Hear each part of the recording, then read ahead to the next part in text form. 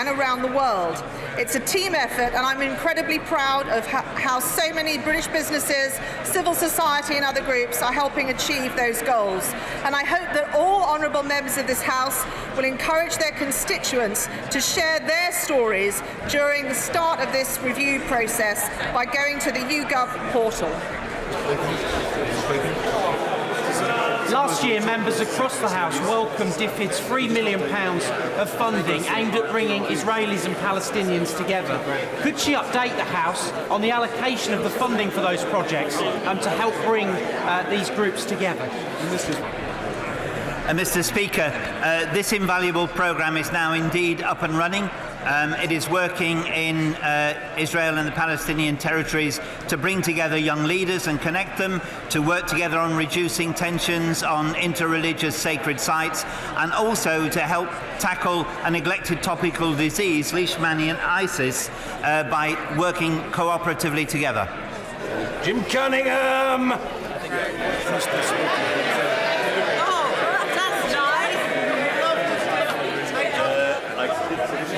His popularity while it lasts. Well done, John. Climatic change is one of the biggest challenges facing humanity. What is the government doing to protect the world forest? Will it make it a top priority? Well, he will be glad to welcome that there will be some £5.8 billion spent in this area from our aid budget over the years to come, and that so far it has helped 47 million people adapt to climate change around the world. Rachel McLean! Mr. Speaker, earlier this month I visited Kenya as part of the Armed Forces Parliamentary Scheme, and I heard from the defence support there, the work they're doing to tackle Al-Shabaab. How is the department working with the Ministry of Defence together to promote peace and prosperity?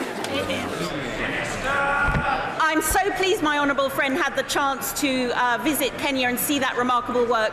We're working throughout East Africa to ensure that we have a comprehensive approach to defence and security, as well as humanitarian issues across the region. Debonair! In the light of yesterday's horrifying revelations of children beaten, tortured and starved in Libyan detention centres returned to after trying to cross the Mediterranean, will the government increase safe and legal routes to sanctuary using refugee resettlements? Mr. Speaker, the situation in Libya remains extremely difficult, and these abuses that come to light help to remind us all that Libya can't be forgotten, and the efforts to continue to reduce conflict and create a peace must continue, as we did in Palermo last week. But we specifically are spending £75 million on safer migration routes in order to help tackle some of these crises, and we continue to do all that we can to get people out of the difficult areas. It has to be done with international cooperation. Mary Robinson! To eliminating polio around the world. I want to join me in welcoming the efforts of Bramhall and Woodford Rotary Club in their Purple for Polio fundraising efforts. No, you haven't done one. I thank the honourable lady for raising this. I mean, we should praise the work of British Rotarians and Rotarians around the world for the progress that they are making on eradicating this disease. It will, when it is achieved, and it will be only the second time in humanitarian history that has been done. Barry Sherman! Mr. Speaker, the Secretary of State may be aware that the greatest killer of children and young people in our world are road deaths and, of course, the attendant serious injuries. Could we put more money into partnership with the United Nations and with the World Health Organization to tackle this? Well, I thank the honourable gentleman for the long-term campaign work that he's done on this. He will know that we have just announced some new programming for precisely that, to mitigate the enormous numbers of road traffic accidents that happen around the world. It's not just our money, it's also our technical support that's allowing that to happen. Lisbon Swain! Will she take note of World Vision's campaign on behalf of children in conflict? It takes a world. I will certainly do that, and I praise them very much for the campaign and all the work that they do. Children in conflict zones are a priority for my department, and I'd like to put on record our thanks to the Evening Standard for the War Child fundraising appeal that they have been doing. The Rushnara Ali. Thank you, Mr. Speaker. Over 160 British parliamentarians called on the UK government to refer the Burmese military to the International Criminal Court. Does the Secretary of State agree with me that unless we hold them to account for their genocidal intent, it will be impossible for them to be returned from Bangladesh to Burma without risking further atrocities? Well, the Honourable Lady is absolutely right, and as I said earlier, we continue to look at all means to hold people to account for these appalling atrocities, and as well as other measures that we can put in place and recognising citizens' rights. I think justice is a major part of giving people confidence they can return. Thank you. Order. Colleagues, Fazila Aswat, who was with our dear and departed colleague Jo Cox when she died, is in the gallery today. Fazila, we welcome you.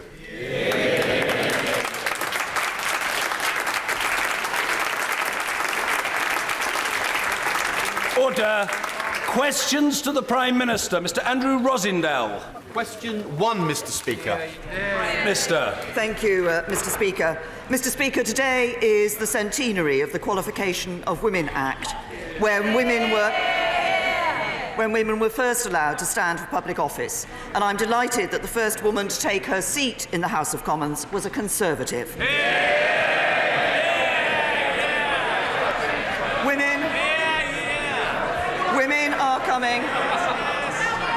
Women are coming from, Mr. Speaker, women are coming from all over the UK to the hashtag Ask Her to Stand Day, with MPs from every party extending invitations to their constituents. This will be an inspirational day that the government is delighted to support, and we hope it will encourage many more women to consider standing for political office, both locally and nationally. Mr. Speaker, it is appropriate that we are reminded of the significant contribution made to this House by female MPs, including the fine example set by the late Jo Cox. Mr. Speaker, this morning I had meetings with ministerial colleagues and others. In addition to my duties in this House, I shall have further such meetings later today. Andrew Rosindell.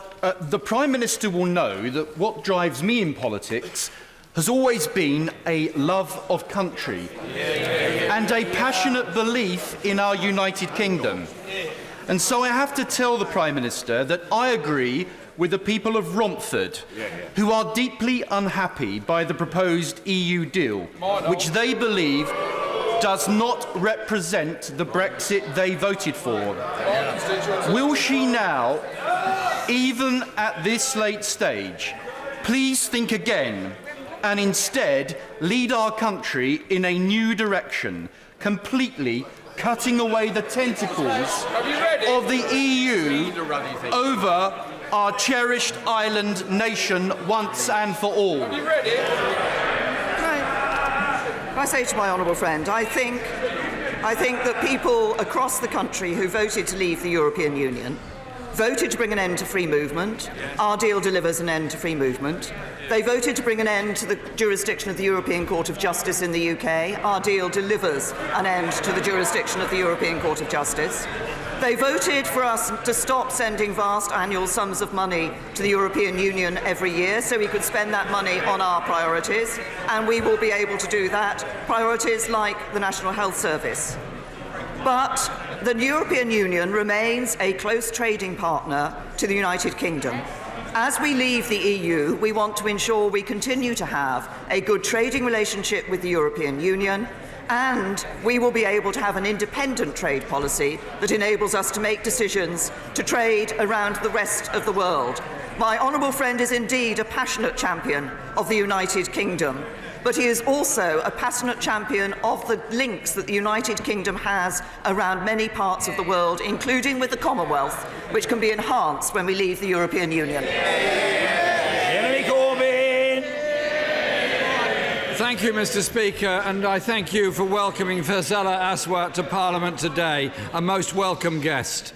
Mr. Speaker, on the 100th anniversary of the Qualification of Women's Act, I joined the Prime Minister in welcoming all women to Parliament today as part of the Ask Her to Stand campaign. We need a Parliament that truly does represent the diversity of the whole of this country.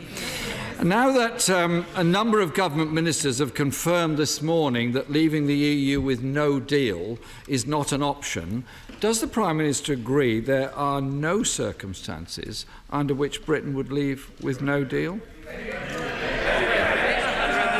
No, I have to say to the right honourable gentleman, I have consistently made clear on this point, but the point that has been made by a number of my colleagues in relation to the vote that will come before this House on a meaningful vote on a deal from the European Union is very simple. If you look at the alternative to having that deal with the European Union, it will either be more uncertainty, more division, or it could risk no Brexit at all. Jeremy Corbyn! Mr. Speaker, the Prime Minister didn't answer the question, is this the final deal or not? The Work and Pensions Secretary says this is the deal, it's been baked. Well, it's half-baked. But other members of the Cabinet want amendments to the withdrawal agreement.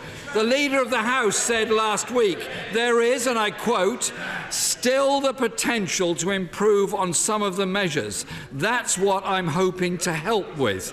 Can the Prime Minister clarify whether last week's withdrawal agreement is the final text, or is there another text that's on its way to us?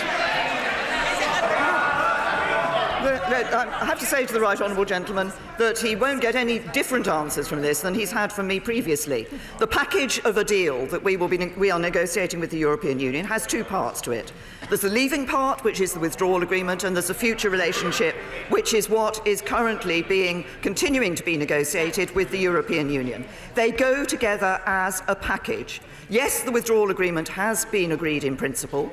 The whole package will be what is brought before this House, will be what is considered at the European Union Council on Sunday, and we continue to negotiate on that future relationship to get the good deal that we believe is right for the United Kingdom, a good deal that protects jobs, protects our union and protects our security. Jeremy Corbyn! The Prime Minister is apparently heading off to Brussels today, but the new Brexit Secretary is another non-travelling Brexit Secretary who's apparently not going with her. I wonder if the post is now an entirely ceremonial one.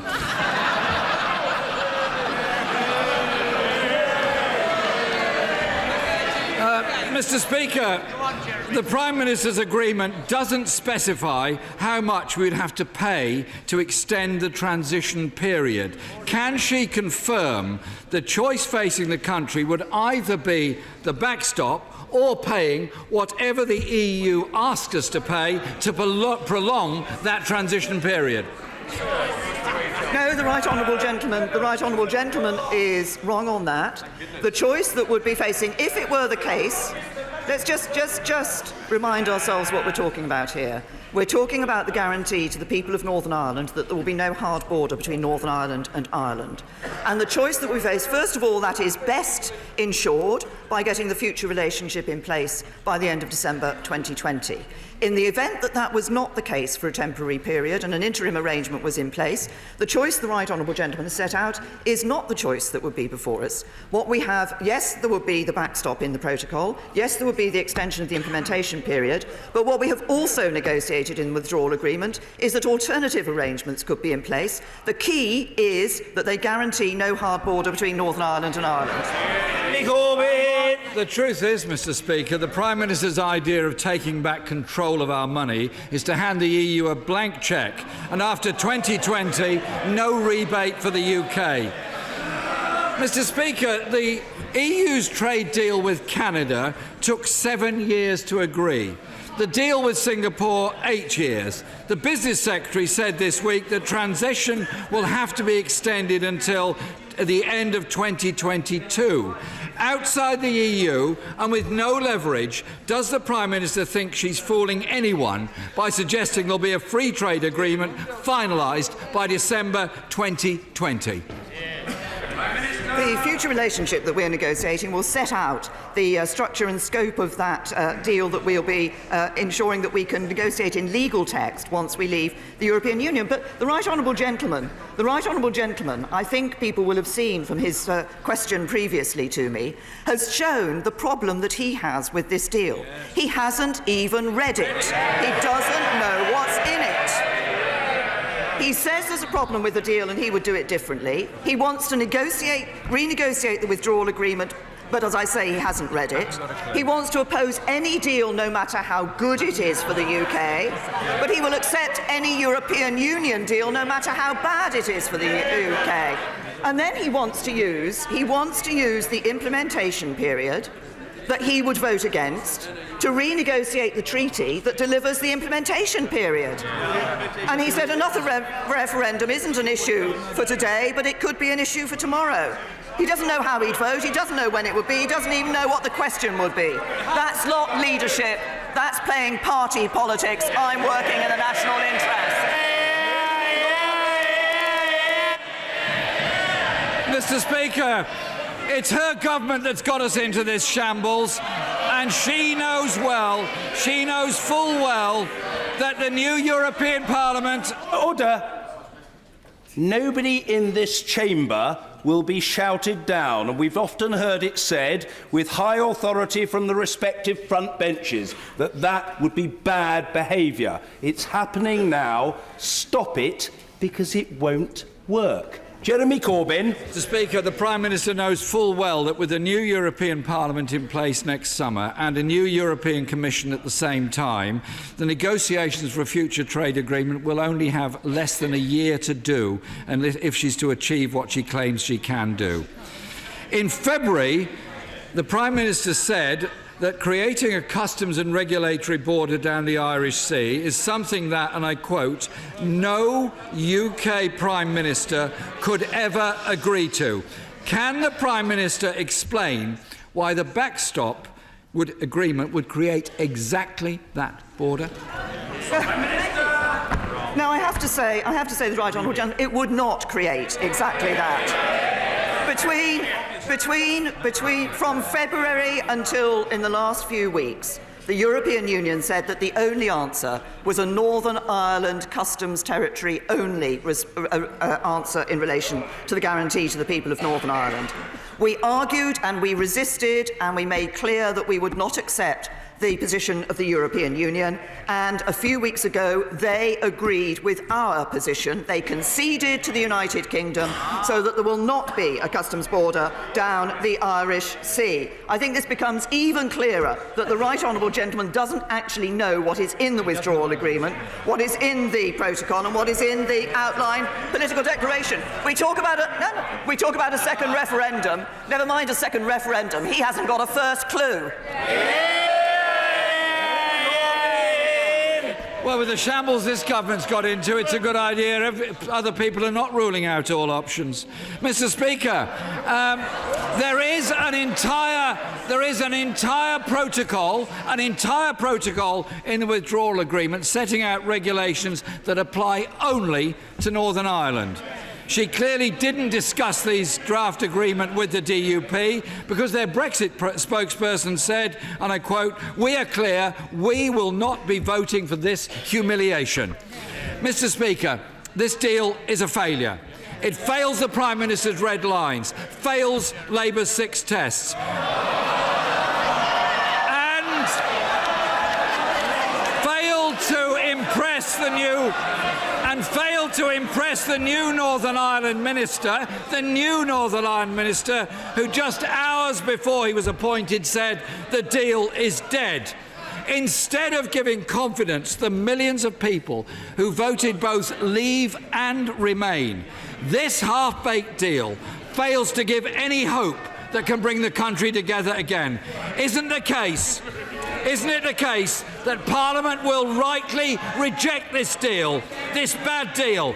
And if the government can't negotiate an alternative, then they should make way for those who can and will.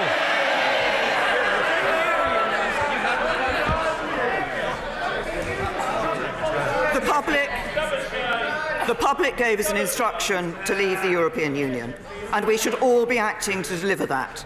All he wants to do is to play party politics.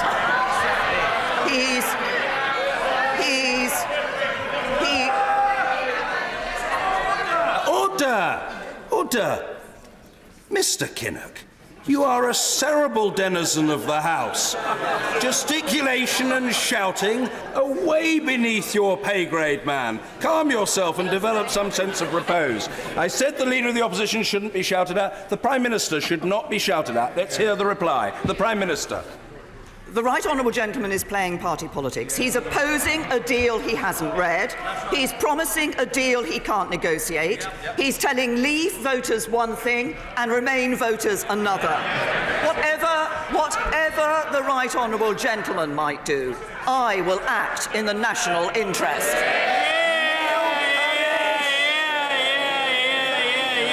Mr. Neil Parish. Thank you very much, Mr. Speaker. Prime Minister, I'm a great supporter of yours, and along with the British people, I accept what a difficult and tough job you have. There is much in the withdrawal agreement that I agree with, especially on food and farming, but it is not good enough as it stands. The Northern Ireland backstop threatens the integrity of the United Kingdom and weakens our negotiating position. And my farming instincts tell me I know that you do not hand over £39 billion before we get the deal. Please, can I ask you, Prime Minister, to listen to these concerns and renegotiate the deal before we put it on the floor of this House? Can I say to my honourable friend that he's mentioned the issue of paying over money to the European Union. As I have consistently said, as I indicated, I had hoped in the first answer I gave to the Leader of the Opposition, nothing is agreed until everything is agreed, and we remain negotiating on that future framework. In relation to the £39 billion, which I would remind my honourable friend is significantly less than the £100 billion the European Union were first talking about us needing to pay. These are about the legal obligations that the United Kingdom has. And I hope that every member of this House will recognise that the United Kingdom is a country that meets the legal obligations that we have. Thank you, Mr. Speaker. Can I also welcome the anniversary of the Act that gave women the right to be represented in Parliament? Of course, it was a nationalist that was first elected to this Parliament, but we can only celebrate success when women are properly represented in this Parliament. Mr. Speaker, yesterday the Prime Minister met with the First Minister of Scotland. The First Minister made it clear there are other alternatives to her government's Brexit plan. Was the Prime Minister listening? Yep. I have to say to the right honourable gentleman, of course I heard what the First Minister said. The First Minister's alternative is for the United Kingdom to stay in the single market and stay in the customs union. And that's what we will not do. Ian Blackford. Mr. Speaker, this is exasperating. At least staying in the single market and the customs union has some support in this place. Mr. Speaker, when we look at the report from the UN rapporteur this week, up to a quarter of the... Order! The Leader of the Scottish National Party will be heard. I don't think members will want to hear the question again and again and again. But let's be absolutely clear that if they shout their heads off, they'll have to hear it not once, not twice, but possibly 3 times. Mr. Ian Blackford. Thank you, Mr. Speaker. In the week where we hear from the UN rapporteur that up to a quarter of the people of the United Kingdom are living in poverty, something the DWP also recognises. Why doesn't the Prime Minister recognise the scale of the challenge that Brexit is only going to make worse? Why doesn't she realise that she has a responsibility to protect jobs and communities in this country? For once, start to listen. Go back to Brussels. Recognise that we all have an interest in this. Let's all work together to make sure we protect the interests of people in Scotland and elsewhere in the United Kingdom. Make sure that you go back and negotiate. Let's keep us in the single market and the customs union. The right honourable gentleman says let's work together on this issue, but the position that he has and that his party has is one which would frustrate the vote of the British people in relation to leaving the European Union. He talks about protecting jobs. That's exactly what the deal that we're proposing does. And he talks also about listening. Well, perhaps the SNP should listen to the people of Scotland, who gave a very clear view that Scotland should remain in its most important economic market, the internal market of the United Kingdom. Alan Mack. Thank you, Mr. Speaker. 20-year-old Tommy Cowan and 18-year-old Georgia Jones, both from Havant, were sold ecstasy at a music festival and tragically lost their lives afterwards. As the inquest continues, will my right honourable friend set out the work being done to tackle the drug dealers that prey on our young people? And also join me in sending the condolences of the whole House to their families and friends. Well, can I say to my honourable friend that I'm sure that all members from all sides of this House will want to join me in offering our deepest condolences to the families of Georgia Jones and Tommy Cowan after their tragic deaths. My honourable friend knows drugs can devastate lives, it can ruin families, they can damage communities. What our comprehensive drug strategy does is set out a balanced approach of bringing together the police, the health community and global partners to tackle the illicit drugs trade and to protect the most vulnerable in our society. And tough enforcement is a fundamental part of that. We're taking a smarter approach to restricting the supply, adapting our approach to reflect changes in criminal activity, using innovative data and technology, and taking coordinated partnership action to tackle drugs alongside other criminal activity. And of course, the role of the National Crime Agency is a key element in our dealing with the terrible aspect of drugs that can cause so much harm to people. But of course, there is more that we need to do to prevent harms and to prevent tragic deaths, such as those of Georgia and Tommy. Mike Amesbury. Thank you, Mr. Speaker. Over the past 3 weeks, I've surveyed 42 schools in my Weavervale constituency. More than £3.4 million will be taken from their budgets, and 60% of these schools have cut staff. The Prime Minister's claim that austerity is over is as credible as her Brexit plan. Will the Prime Minister get a grip or step aside? I say to the honourable gentleman, he will know that we are putting extra money into. He'll know we're putting extra money into school funding. He will know that obviously we've changed the national funding formula to make that fairer across the country. And he will also, I would hope, welcome the fact that in the North West we now see over 895,000 children at good or outstanding schools. That's an increase of over 175,000 children since 2010. The honourable gentleman focuses on the money going into schools. He also needs to look at the outcomes from schools and the excellent work that is being done by our teachers and the children who are now in good and outstanding schools who weren't in good and outstanding schools under the last Labour government. Robert Halfon. Thank you, Mr. Speaker. Will my right honourable friend join me in welcoming Debbie Pritchard, a specialist teacher from Harlow, who's visiting us for Ask Her to Stand Day and watching from the public gallery. Does she agree with me that it's not just a question of getting more women into Parliament, but encouraging women from all walks of life, especially from disadvantaged and low-income backgrounds and working class backgrounds as well? And does my right honourable friend support initiatives from the Conservative Foundation, the Conservative Candidate Bursary Scheme, to enable more women to access public life? Can I say to my right honourable friend, I'm very happy to welcome his constituent Debbie Pritchard. I hope that his constituent will consider standing for Parliament. We talk about diversity in Parliament in relation to getting more women into Parliament, but my right honourable friend is also right. We need to ensure that we have people from a wide variety of backgrounds and with a wide variety of experience in this chamber, because that is the way that we get better decisions being taken in this chamber.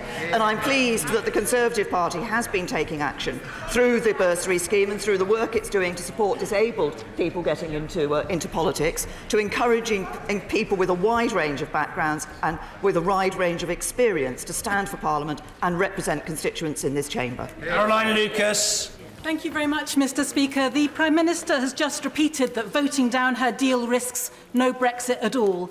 Does she recognise that, far from being a risk, recent polls show that actually a vast majority of people would like no Brexit at all in order to save jobs, protect the environment and ensure our standing in the world. So will she acknowledge that the will of the people can change? The will of the people has changed. And will she therefore think that the way forward is a people's vote, or does she think democracy ended on the 23rd of June 2016? Can I say to the Honourable Lady, that claim in relation to democracy is absolutely ridiculous. This Parliament gave people the right to choose whether to remain in the European Union or to leave the European Union. People exercised that vote. We saw numbers of people voting that we had not seen before. It was a great exercise in democracy in this country, and I believe that gave this Parliament an instruction. We should ensure that we leave the European Union as the people voted. Robert Neal. Thank you, Mr. Speaker, and I refer to my entry in the Register of Interests. There are no people more proudly and passionately British than the people of Gibraltar. The agreed text of the withdrawal agreement gives significant and important safeguards to them in the text and in the protocol. Will my right honourable friend make clear that under no circumstances will she permit that text to be reopened to put those safeguards at risk, and that she will under no circumstances permit Spain to seek to exclude the people of Gibraltar from discussions on the future arrangements? Can I say to my honourable friend that we are absolutely steadfast, as he is, in our support for Gibraltar, its people and its economy. And we've always been clear that Gibraltar is covered by our exit negotiations, and we've been committed to fully involve them as we exit the European Union. We are seeking a deal that works for the whole UK family, and that deal must work for Gibraltar too.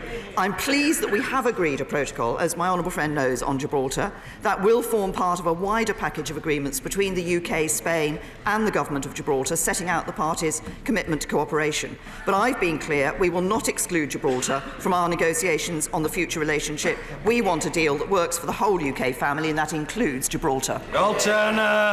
Because the government snuck out changes to the police pension scheme, Humberside Chief Constable Lee Freeman has written to MPs describing the impact as devastating. If the government doesn't change tact, it would cost the force £9.2 million. It would mean doing away with 130 police officers or all 250 PCSOs. Is the Prime Minister worried about this?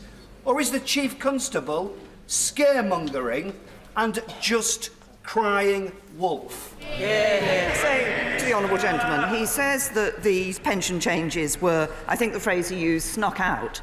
This is not the case. These pension changes, this pension issue has been known of for I think it's 2 years that this has been under consideration. So it is not the case that this has been snuck out.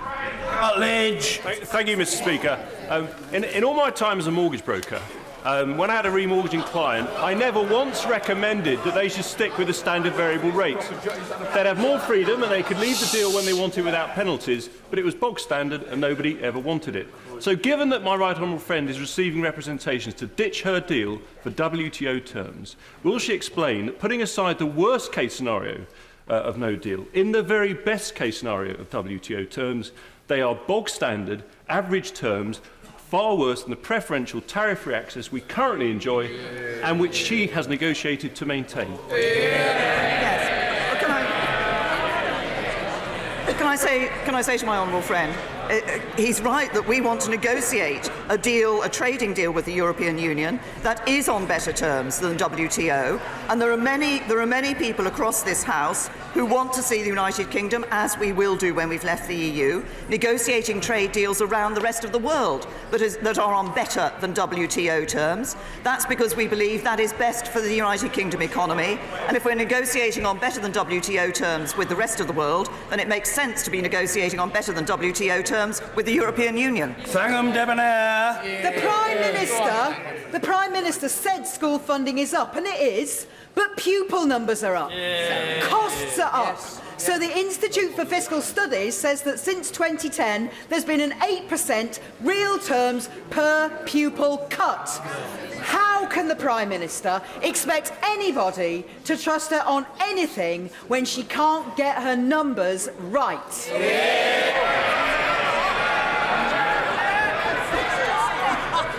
Can I say to the Honourable Lady, as I have said before in this chamber, overall per-pupil funding is being protected in real terms by this government.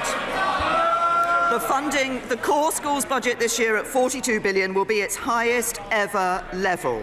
We're protecting through the pupil premium this year. We're giving £2.4 billion to support those who need it most. The core schools budget is rising by nearly £2.6 billion across this year and the next.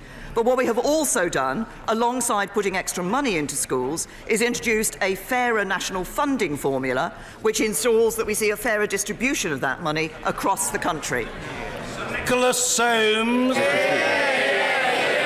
Mr. Speaker, would my right honourable friend affirm to this House today and to the President of the Commission tonight that as we move to honour the result of the referendum, it will remain our firmest intention to retain the closest possible relationships with our European friends and allies in the very best interests of both? Can I say to my right honourable friend that I am happy to give that commitment.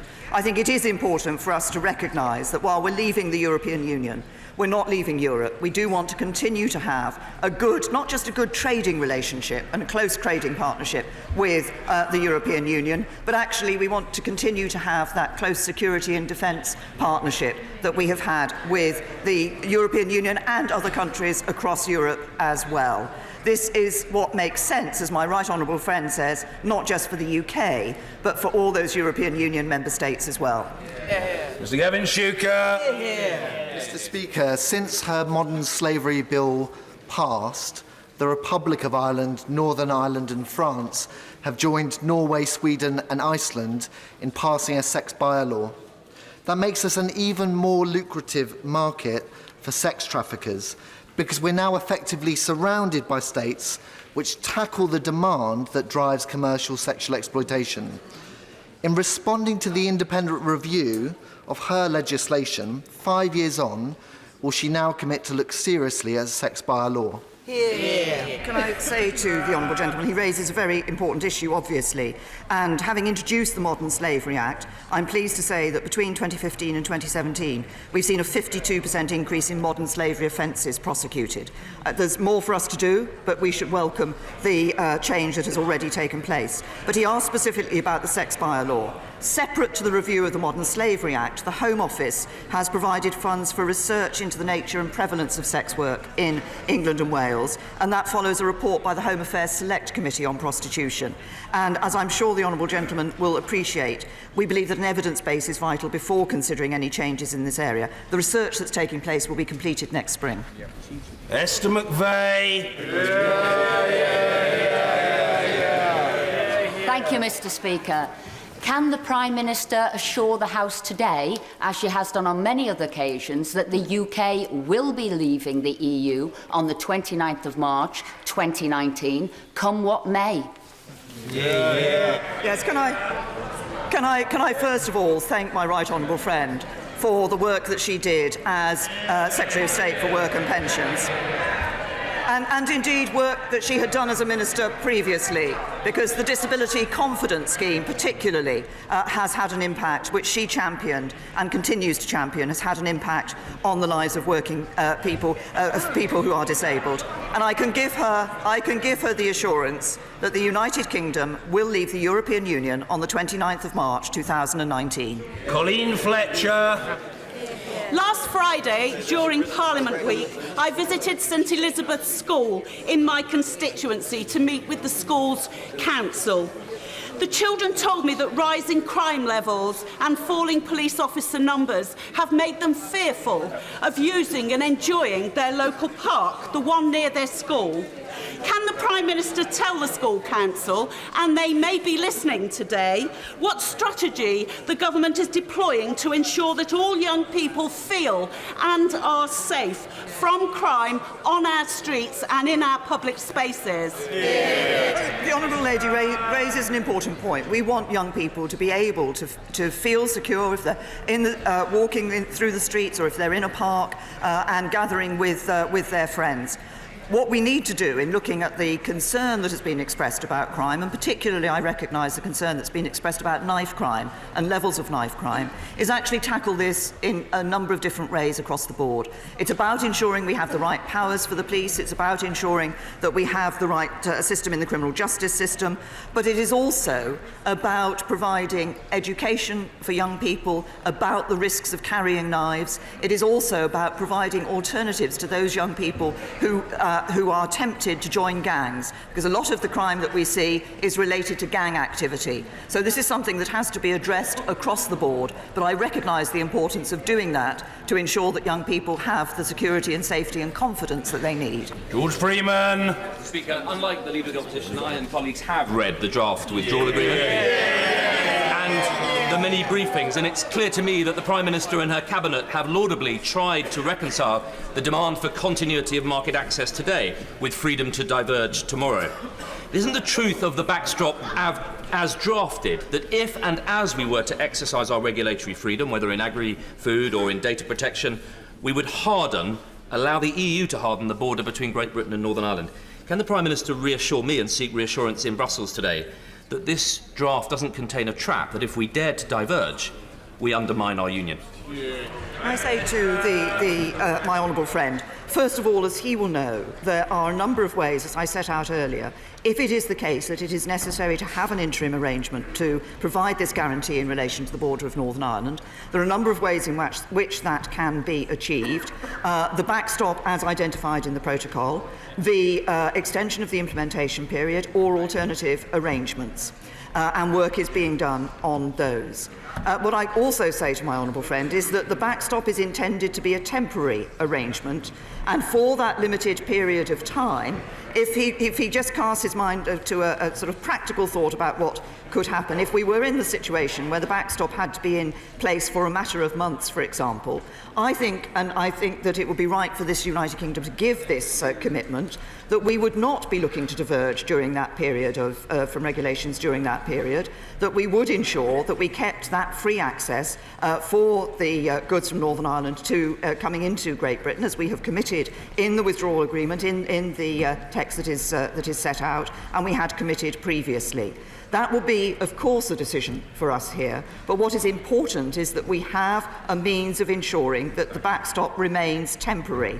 The best means of doing that is what we're in at the moment, negotiating the future relationship, which will ensure that the backstop does, if it is ever used, remain temporary, and preferably is never used at all. Marion Fellows. Thank you, Mr. Speaker.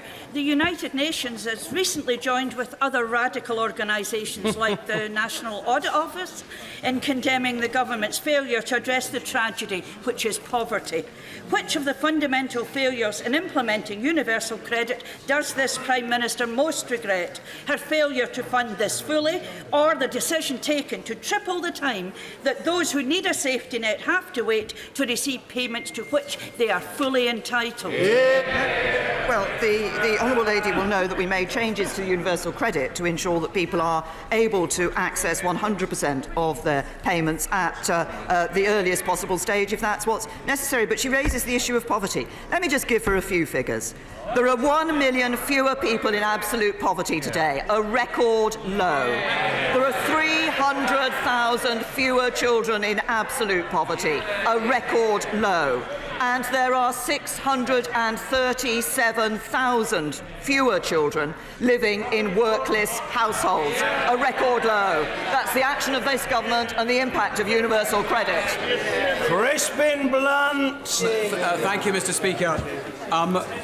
Durham University PhD student Matthew Hedges was arrested when he was leaving the UAE, having completed his research into the impact of the Arab Spring on the UAE's foreign policy. He has now been sentenced to life imprisonment for spying for the United Kingdom. A number of us will note the irony of a former MI6 officer who works in the outer office of the de facto ruler of the UAE, who has organised many of the excellent visits from this House to the UAE. But this is wholly inconsistent with the behaviour of a nation with whom we have a mutual defence accord. Will the Prime Minister please give this her urgent attention? And if he's not released, I don't see why we should be committed to their defence. I say to my honourable friend, we are, of course, as he is, deeply disappointed and concerned at today's verdict, and I realise how difficult and distressing this is, both for Matthew Hedges but also for his family. We are raising it with the Emirati authorities at the highest level. My right honourable friend, the Foreign Secretary, is urgently seeking a call with the Foreign Minister Abdullah bin Zayed.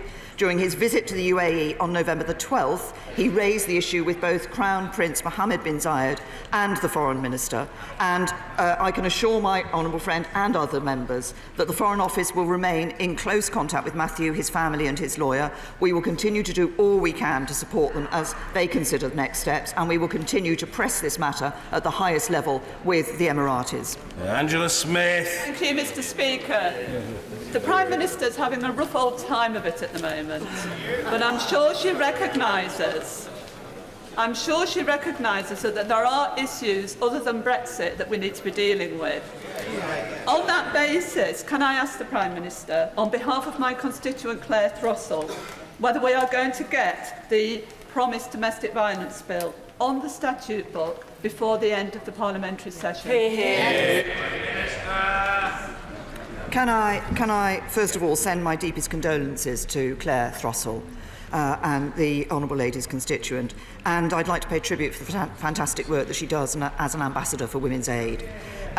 We are committed to transforming the response to domestic violence. The consultation that took place in the spring received over 3,200 responses. I think that shows the degree of concern that people have about this issue of domestic violence and the recognition of the need to look carefully at the legislation on this. I understand the Home Office will be publishing a response to the consultation together with the draft domestic abuse bill later this session. Miller. All of the evidence shows that diversity delivers better decision-making, yet over the last 100 years in this place, 4,503 men have been elected and just 491 women. Now, I'm proud that 2 of those Conservative women became Prime Minister.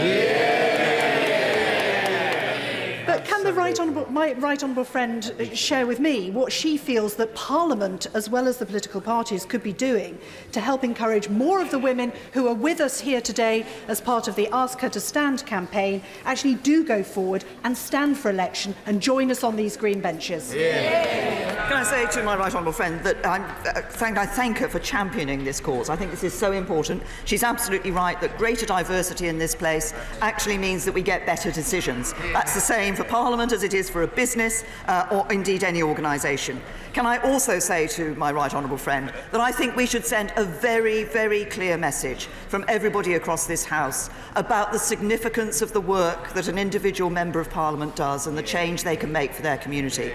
I think this is one of the best, being a Member of Parliament is one of the best jobs in the world. It gives an opportunity to make a real difference to the lives of people. It's an opportunity to be a real voice for those whose voice otherwise would not be heard. And it is a real opportunity to take decisions that will lead our country forward and provide a better future for people's children and grandchildren. It's a great job, and I encourage all the women who are here today and thinking of standing to stand for Parliament, get elected and make a difference. Nigel Dodds. Thank you, Mr. Speaker. In the December joint report agreed between the European Union and the United Kingdom, it was agreed that Northern Ireland would have the final say on whether or not it diverged from the UK single market and was subjected to single market European rules with no say. Why has the Prime Minister deleted all reference to that in the withdrawal agreement? Did she push the delete button? The right honourable, can I say to the right honourable gentleman, of course he's absolutely right about the December joint report. The issue of what the processes would be within the United Kingdom to look at this issue of regulations is a matter that will be a matter for this United Kingdom to determine both our parliamentary rules, our parliamentary decisions on that, and indeed the Stormont lock that was expressed in the December joint report. Of course, as the right honourable gentleman will always also know, the lock that was in the December joint report referred to a decision being taken by the Northern Ireland Executive and Northern Ireland Assembly, which sadly we do not have in place today. Heidi Allen. Thank you very much, Mr. Speaker. On Monday of this week, I heard something I never want to hear again. A young woman in her 30s actively researching funeral plans because she knows she has cystic fibrosis and there is no cure. It was an event organised by my honourable friend for Dudley North for cystic fibrosis sufferers. And this is about the conversation that NICE, NHS England, Vertex, reaching this impasse for almost 3 years now to access Orkambi to patients who need it. Pharmaceuticals, of course, are entitled to make profit. R&D is expensive and it's lengthy.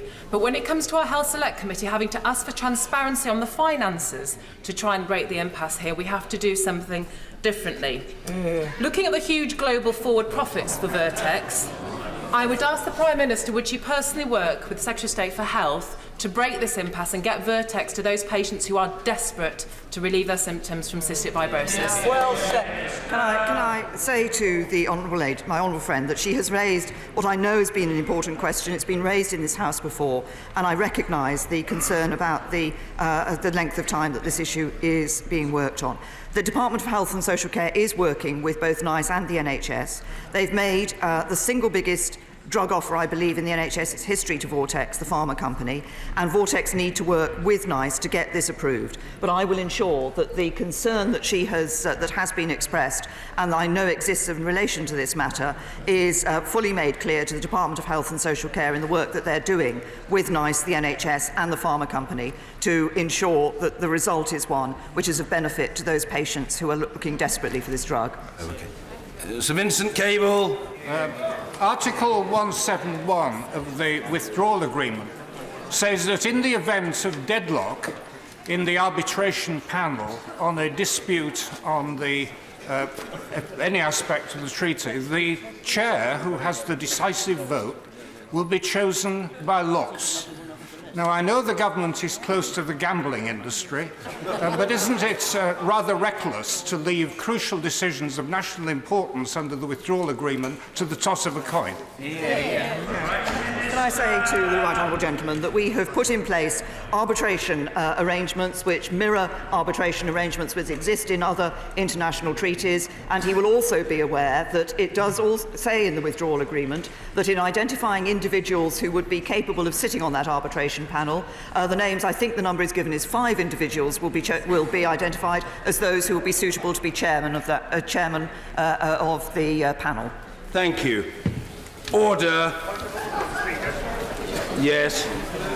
I will hear the honourable gentleman when the House has composed itself.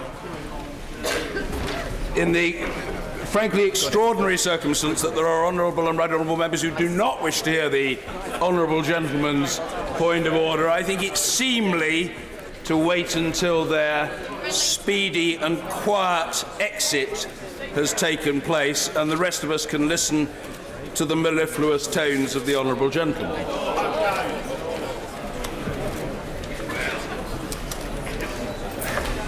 Point of order, Mr. Chris Elmore. Thank you very much, Mr. Speaker. I seek your advice on a recent report from the Procedure Committee regarding speaking